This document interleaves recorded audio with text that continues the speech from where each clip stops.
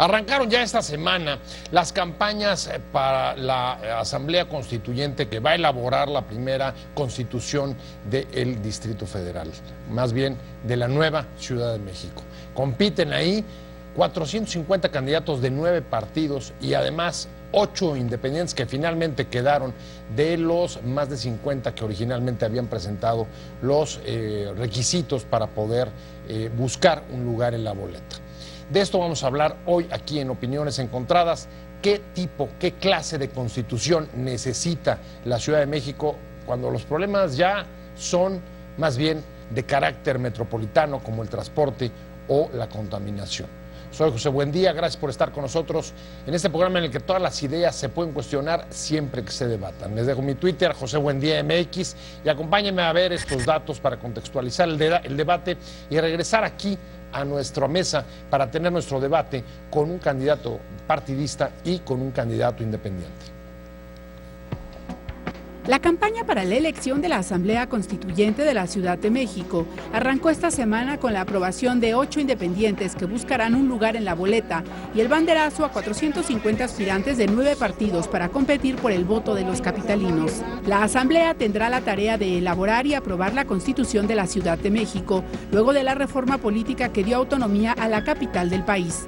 Aunque llega en un momento en que problemas esenciales como la contaminación o el transporte son ya de alcance metropolitano, los partidos podrán competir por el 60% de los asientos del constituyente, que también disputarán los 8 candidatos independientes que lograron cumplir con los requisitos para estar en la boleta. Su desempeño en el proceso será uno de los asuntos que se evaluarán en este proceso. La Asamblea Constituyente será integrada por 100 legisladores, de los cuales 60 serán elegidos por los ciudadanos, otros 14 serán senadores, 14 diputados federales, 6 serán elegidos por el presidente de la República y 6 más por el jefe de gobierno capitalino. Deberán iniciar funciones el 15 de septiembre y concluir sus trabajos el 31 de enero del 2017, a fin de que el nuevo ordenamiento entre en vigor en septiembre del 2018. ¿Qué tipo de constitución necesita el DF? La iniciativa está ya rebasada por la dimensión metropolitana. Posiciones. 1. De las 38 solicitudes de ciudadanos para contender por un lugar en el constituyente, solo 8 lograron su registro, ya que no todas las firmas entregadas fueron válidas, pues personas fallecidas, inventadas o en la cárcel dieron su firma a estos candidatos independientes, según el INE. 2. El líder del Sindicato de Bomberos de la Ciudad de México, Ismael Figueroa, fue el primer candidato independiente en presentar al INE las casi 74,000 firmas que se requieren para poder participar en la elección. 3. El INE fijó un tope de gastos de campaña de 20,300,000 pesos para los 9 partidos políticos para la elección de diputados al constituyente, por lo que el gasto será de alrededor de 182 millones. En el caso de los independientes, que también recibirán financiamiento público, el monto privado ascendería a 3,045,000 pesos. 4. El expresidente del PRI en la capital mexicana, Cuauhtémoc Gutiérrez de la Torre, reventó contra la dirigencia nacional del partido al acusarla de imponer a sus candidatos para conformar la próxima Asamblea Constituyente de la Ciudad de México. Arrancamos con Opiniones Encontradas. Muchas gracias por estar con nosotros y hoy, como le decía, vamos a hablar de la primera elección a la Asamblea Constituyente que deberá de elaborar la Constitución, en este caso la primera Constitución de la Ciudad de México. Esto se dio después de una reforma política que, como usted recordará, le dio a la capital del país autonomía para generar su propio marco legal interno.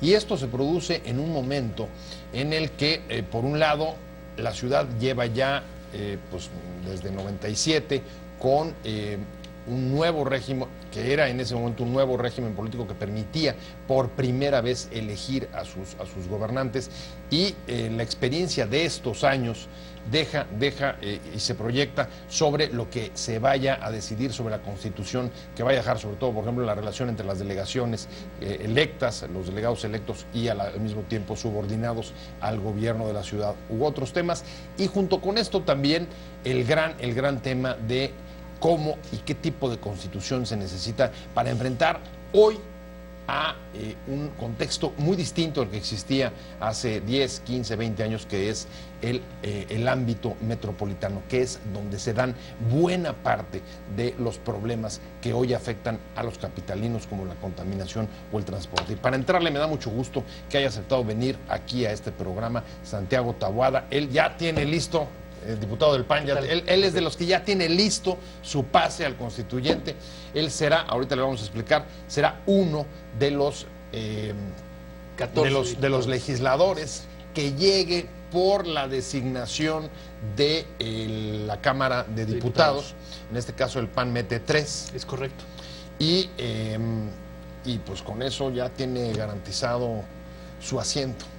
Pues bueno, la reforma incluía, insisto, que fueran integradas un número de fórmulas que son 60 por elección popular, que incluyera 14 senadores, 14 diputados federales, 6 propuestas del jefe de gobierno y 6 propuestas del presidente de la República. Así nos llega la minuta del Senado en el mes, el año pasado, se dictamina en el mes de diciembre. Formo parte de la Comisión de Puntos Constitucionales y bueno, esta semana el coordinador de la bancada anunció que los 3 espacios que ocupa el PAN, uno será ocupado por un servidor. Pues ahí lo tiene, esa va a ser más o menos la composición para integrar la Asamblea Constituyente, 60 diputados que llegarán por votación de listas de partidos. Correcto. Luego una cuota de representación para la Cámara de Diputados, otra cuota para el Senado y otras 2 cuotas, una para el jefe de gobierno y otro para el presidente de la República. Y Ricardo Salas, no estás tú en esa cuota, pero qué bueno que estás hoy conmigo en la mesa. Con muchísimo gusto. Porque además Ricardo va a estar siguiendo el tema y va a entrevistar, yo creo que de aquí a las elecciones, prácticamente a todos los candidatos de todos los partidos. Justo acaba de enlazar con Santiago Krill, y qué bueno que estás aquí con nosotros. Al contrario, muchas gracias por la invitación y pues espero por lo menos hablar como ciudadano. Creo que entraremos en debate sobre varios puntos que me parece son importantes, ¿no? Que toque la Asamblea Constituyente y pues bueno, adelante, muchas gracias. El régimen interno de la Ciudad de México, desde la reforma política que permitió la elección del jefe de gobierno en 97, creó un sistema muy extraño, una estructura institucional llena, digamos, de contrahechuras, porque mientras, por ejemplo, los jefes delegacionales son electos por el voto popular, al mismo tiempo están subordinados al jefe de gobierno, y todo, pues esto crea una situación, digamos, de enormes contradicciones que tendrán que modificarse con la nueva estructura de la alcaldía. Platícanos un poco cómo quedarían las delegaciones y cómo resolver sobre todo las contradicciones anteriores. Lo que está planteado en la Constitución y que es obviamente lo que ya todos conocemos, que es que serán ahora alcaldes, ya no serán jefes delegacionales, tendrán a los concejales, que son una especie de cabildos, que obviamente esto lleva a un equilibrio en el gobierno. En la Ciudad de México, quien ganaba, ganaba todo, quien perdía, perdía todo, independientemente si perdías o ganabas por un par de votos, y esa representación plural va a estar reflejada en los concejales. Me parece que el tema de lo que bien comentas, desde el año 2000 que se eligen a los jefes delegacionales, en el 97 que se elige al jefe de gobierno, pues prácticamente los jefes delegacionales han sido meros administradores. Son el gobierno más cercano a la ciudadanía y son los que pueden resolver menos problemas.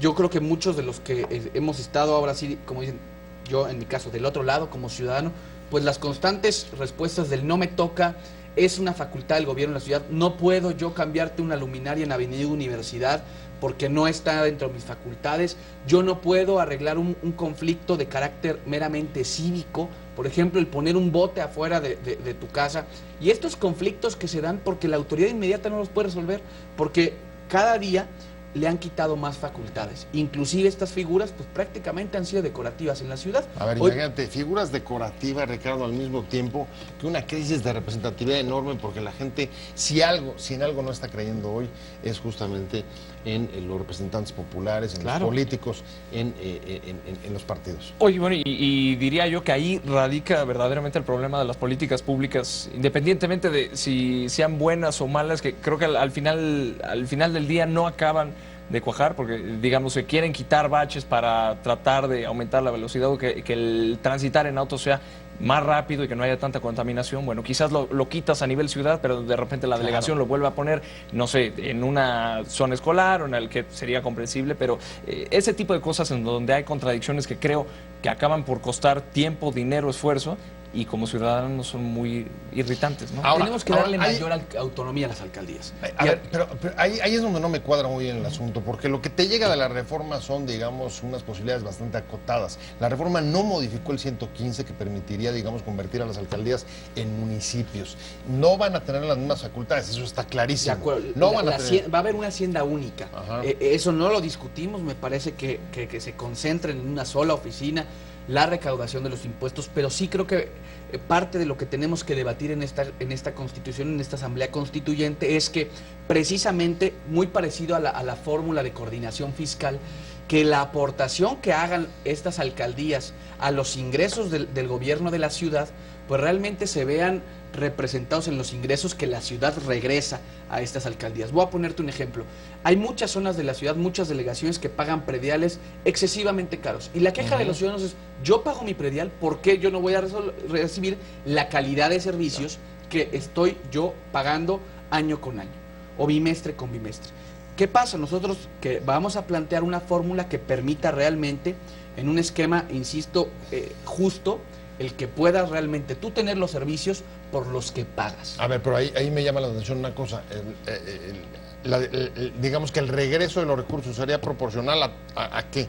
No, a lo que cada delegación recaude, porque también tienes delegaciones que evidentemente recaudan mucho más que otras. Algunas por población y otras por poder adquisitivo. Es correcto. ¿Cómo distribuyes eso? Porque si precisamente estamos planteando que sea una fórmula equilibrada en donde a estas delegaciones que no tienen el poder adquisitivo que otras sí tienen, tampoco se les descobije, porque estos ingresos forman parte del gasto público. Simple y sencillamente, voy a ponerte un ejemplo, si solamente el 10% de lo que se recauda en la delegación Benito Juárez se regresara de manera etiquetada para servicios e infraestructura, para, por ejemplo, adecuaciones viales, obra pública, pavimentación, realmente tendrían los servicios muy distintos a los que se tienen. ¿Cuánto crees que es el, digamos, proporcionalmente? Mira, por ejemplo, la delegación Benito Juárez solamente recibe año con año aproximadamente 1.500 millones de pesos. En este ejercicio del 10% prácticamente podría duplicar o triplicar su presupuesto y solamente ir enfocado, insisto, a este beneficio que tiene que ver con la mejora a la obra, a la infraestructura, a lo que la gente realmente día con día sufre. Ve parques poco iluminados, banquetas rotas, el asfalto prácticamente despedazado por los baches de la ciudad, y eso prácticamente hace que la gente se enoje y diga, yo no quiero seguir pagando mis impuestos, o por qué yo pago un predial tan alto si no lo veo reflejado en mi colonia. Y creo que es un tema, insisto, de regresarle a las delegaciones la posibilidad, o a esta nueva figura que se llaman las alcaldías, a regresarles la posibilidad de poder dar mejores servicios. Y eso sí. Ahora, no sé si ahí hay un riesgo, Ricardo, porque piensa, por ejemplo, en Iztapalapa hay 2 millones de personas, pero muchísima informalidad y en muchos casos un régimen de predial bastante más débil, más vulnerable que en colonias como Benito Juárez o otras de la ciudad. Ahí a lo mejor implicaría disminuir recursos. Pues mira, yo tendría una preocupación adicional, Pepe, y era justo lo que platicábamos fuera del aire, que al tener más atribuciones, precisamente las alcaldías o las delegaciones en todo caso, creo que justo ahora que se está debatiendo todo el tema de la corrupción y transparencia, bueno, es evidente que muchas delegaciones tienen un problema brutal de corrupción. Creo que al haber más recursos, como ciudadano, creo que ese sería el tema que me preocuparía. Bueno, si hay más dinero, ¿qué garantiza que sí va a acabar en donde tiene que estar, ¿no? Creo que sería un tema adicional también, ¿no? Es que creo que este tema de corrupción en muchas delegaciones pasa precisamente por lo limitado de sus facultades y en muchos casos por la complicación que hay de que si tú puedes clausurar o si es el INVEA o quién suspende. Eso es lo que hay que acabar. De una vez por todas hay que decir, a la alcaldía le corresponde esto. Y en ese momento también la gente va a medir a sus gobiernos. ¿Por qué la gente no puede medir a sus gobiernos? Simple y sencillamente porque no tienen las facultades y hay excusas atrás de muchas autoridades. Y yo te voy a decir por qué no habría este riesgo que comentas, por ejemplo, con la delegación Iztapalapa. Porque precisamente en esta fórmula que se plantea no es regresarle el 90% de la simple y sencillamente es un coeficiente que te permite, por eso hablaba de una fórmula muy parecida a la que se hace en la federación. Todos los estados que recaudan a través de sus oficinas y que obviamente son impuestos que van a la federación, les regresa la Secretaría de Hacienda una parte en estas participaciones federales, y obviamente si fuera así, pues imagínate, habría estados de la República que, por ejemplo, Colima, pues, prácticamente no tendría ni un solo ingreso. Y no es así, se hace una fórmula que permite equilibrar, pero también quienes tienen mayor demanda poblacional o de servicios, por ejemplo, la delegación Benito Juárez tiene 2 millones de personas al día de población flotante. Tú como jefe delegacional actualmente, ¿cómo vas a atender esas necesidades de los 2 millones de personas que al día transitan por tu delegación si tienes un presupuesto prácticamente que no te permite más que salir día al día con una luminaria en una vía secundaria o prácticamente mantener pues lo más limpio que se pueda en los parques? Esa es realmente una de las cosas que tenemos que ir a debatir al Constituyente. Ahora, la mejora de la calidad de vida de los capitales. Ahora, yo ahí comparto con Ricardo la preocupación por el tema de la corrupción. Sí, sin duda hay un componente de exculparte por la falta de competencias, decir que es el otro el que tiene la obligación de hacerlo. Pero justo estaba escuchando a Santiago Krill, y una de las propuestas que trae el PAN es crear una fiscalía independiente. Y no te deja de llamar la atención que estemos buscando impulsar en la Constitución del Distrito Federal una fiscalía independiente, Ricardo, mientras en el federal, en los espacios donde está también representado todos los partidos, incluido por supuesto el PAN, no puede avanzar la ley anticorrupción y mucho menos hasta ahora una fiscalía independiente. Bueno, absolutamente. Yo creo que ese va a ser particularmente controversial ese tema, perdón, en la discusión. Es que eso realmente es la apuesta va a ser la constitución más joven de todo el país. Es decir, tiene que ser la constitución que tenga los temas de avanzada que se han debatido en los últimos 12 años en las cámaras. Y por ejemplo, este tema del Sistema Nacional Anticorrupción, que si bien está hoy detenido en el Senado, que al parecer va a caminar hacia la próxima semana, tendremos que plantear un sistema muy parecido en lo local, que nos permita con independencia hacer los planteamientos para que este tipo de aspectos, mira, no solamente en los gobiernos delegacionales, en el gobierno de la ciudad, las licitaciones, las compras consolidadas, no te explicas el por qué si hay un costo de un camión de basura que los jefes de delegaciones presentan, hay otro costo en el gobierno de la ciudad. Es decir, esto nos va a permitir, más allá de la figura que creamos, un sistema. Requerimos un sistema nacional anticorrupción, requerimos un sistema de la ciudad anticorrupción y necesitamos fiscales independientes para que realmente los corruptos vayan a la cárcel. A ver, una constitución joven, la constitución más joven del país para una vieja demanda que viene desde la reforma política de los años 70 frente a un nuevo contexto metropolitano y lo que empieza, digamos, sobre todo a partir de la crisis ambiental en la que todavía nos encontramos. Ahí seguimos. No, muy grave. Bueno, es un buen ejemplo de que muchos de los problemas que hoy está viviendo la Ciudad de México, está el caso del transporte, está el caso de la contaminación, en la que va a ser difícil tener ninguna acción que sea efectiva si no, digamos, se aplica o parte de un diagnóstico y se resuelve en el ámbito metropolitano. ¿Cómo la ves? No hay una cierta sensación de cuando vamos a tener constitución nos rebasaron los tiempos, esa vieja demanda quedó vetusta y hoy ¿cómo le vamos a entrar? Pues a eso, a un ámbito mucho más amplio. Primero hay que decir que fue una falta de planeación. Este gobierno ha tenido durante 3 años, entre subestimaciones y fondo de capitalidad, más de 60,000 millones de pesos. Si solamente el 50% PPD de los recursos que se han obtenido en estos 3 años, casi 4 años de gobierno, se hubieran utilizado para mejorar el transporte público, se pudieran haber sustituido los 33,000 microbuses, solamente con el 50%, para no decir, es que querías que todo lo utilizaran. No, con el 50%. Se pudo haber hecho una línea del metro, ese es el costo de la línea 2, es decir, 30,000 millones de pesos. Se pudieron haber hecho 14 líneas del Metrobús. Es decir, si realmente el dinero se hubiera ocupado para eso, tú dime un proyecto en los últimos 3 años de mejor el transporte público. Se nos dijo que se iba a subir el metro 2 pesos porque íbamos a ver de manera inmediata las mejoras y que se iba a crear un fideicomiso, cosa que no hemos visto dónde está ese dinero. El transporte público está colapsado y hoy que tenemos una crisis medioambiental lo estamos viviendo. Y otra cosa, el programa hoy no circula. Se dice, es que estos amparos que se promovieron para que el transporte, para que todos los vehículos circularan independientemente, sin castigar su año, me parece que es irresponsable una declaración así, porque en ese momento cuando la Corte dice efectivamente tú no puedes castigar por el número por el año del vehículo, sino por la cantidad de contaminantes, tú debiste de haber emitido un nuevo programa en tus verificentros, que son nidos de corrupción, en donde le debiste haber restringido o hacer mucho más duras las medidas para que tú pudieras obtener un holograma 0 o doble 0. Oye, pero Santiago, ahí yo agregaría el tema de que, bueno, independientemente de lo que debería o no haber pasado, bueno, el parque vehicular subió de una forma tremenda, ¿no? Claro. Ya remitiéndonos a los hechos, creo que sí hubo una responsabilidad compartida por toda la clase política de la capital, ¿no? Pero ahora el punto, creo, lo importante es ver cómo reviertes eso, ¿no? Y es un momento, pues, particularmente importante para hacerlo, ¿no? ¿Cómo se asegura el ciudadano de que sí va a promoverse el mejor transporte, que va a haber menos contaminación, ¿no? O sea, creo que eso es... Ahí está el espacio metropolitano, que es la comisión, la CAME, donde está representado la Ciudad de México y los gobiernos de los estados centrales, así como el gobierno federal.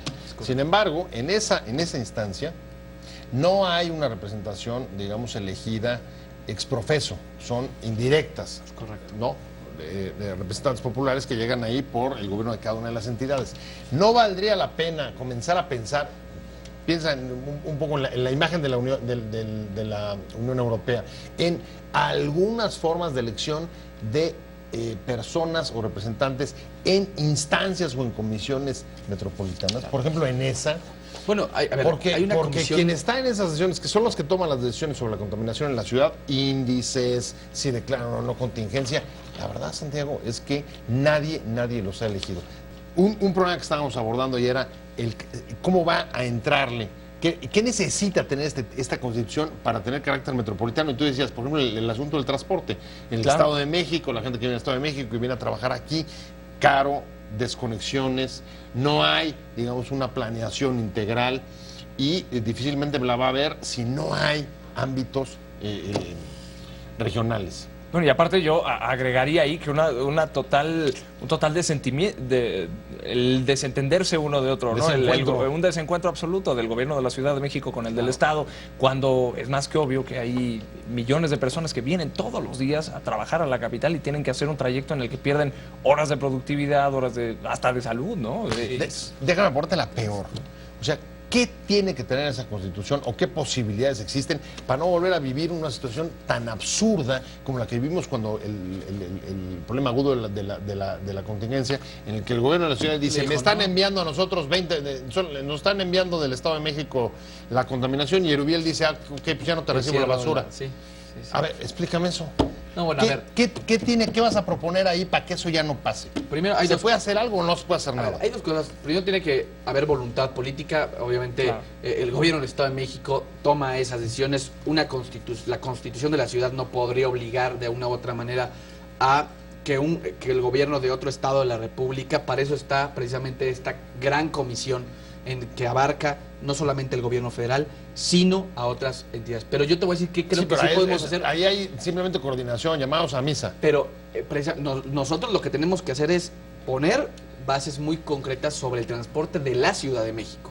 Es decir, la otra parte, el otro tramo del trayecto, pues le toca esa corresponsabilidad al gobierno del Estado de México, o al gobierno del Estado de Morelos, o al gobierno del Estado de Puebla. En fin, me parece que hay dos cosas que tienen que ver, insisto, con el transporte público, que tiene que ser con los recursos, como yo hace un momento se los decía.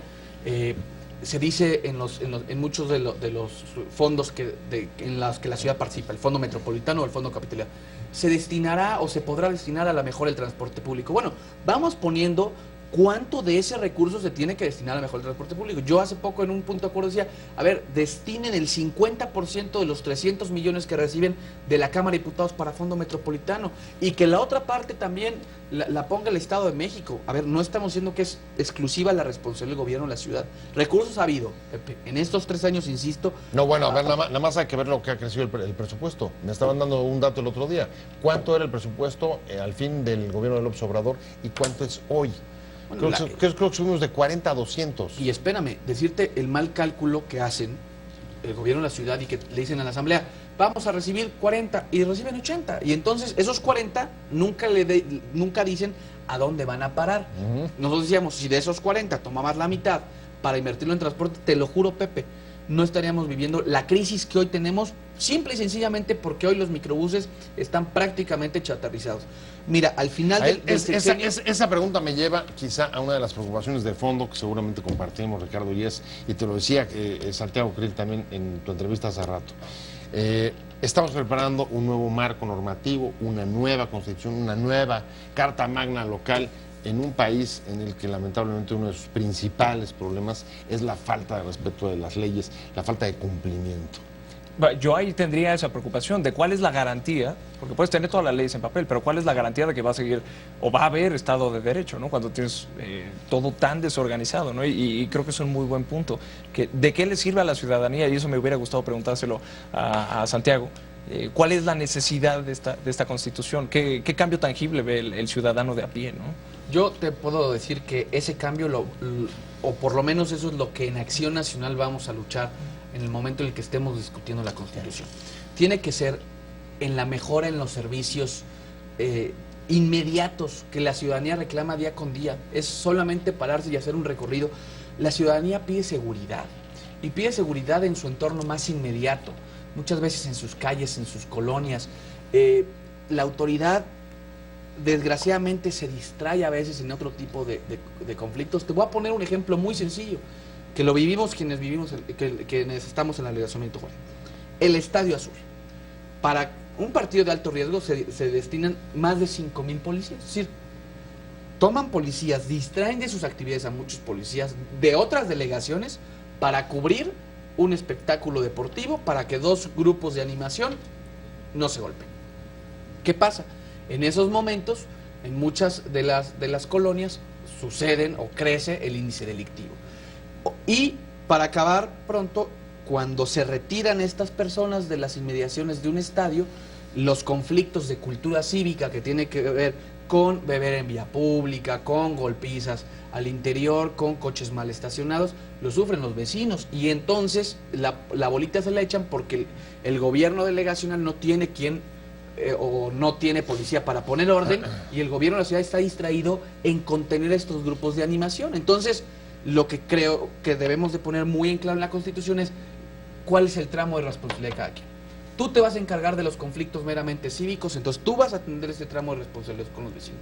Y yo no voy a distraer de las labores de seguridad en muchas delegaciones para realmente atender espectáculos de carácter privado. Pues yo me estoy yendo. Muchas gracias Ricardo Salas, muchas gracias Santiago Taboada. El último tema evidentemente nada más es sí o no. Las viejas polémicas que han habido en la ciudad sobre matrimonio igualitario, interrupción de embarazo, eso ya no tiene reversa, ¿verdad? A ver, el matrimonio igualitario ya inclusive hay una jurisprudencia de la Corte. Eso creo que es un tema que ya está rebasado, y pues el PAN tiene una definición muy concreta sobre la vida, y habrá... ¿Van a meter polémicas sobre eso ahí en el Constituyente? Bueno, hay quienes también nos vamos a dividir en temas, y hay quienes abanderarán esas causas y otras más. Pues regresamos, tenemos que darle seguimiento a todos esos temas. Muchas gracias Santiago Taboada, diputado del PAN y además constituyente ya con lugar asegurado para elaborar la Constitución del DF. Muchas gracias Ricardo Salas por haber estado con nosotros. Gracias, Pepe. Sobre todo gracias a usted. Te invitamos a seguir cuestionando la información con los siguientes videos.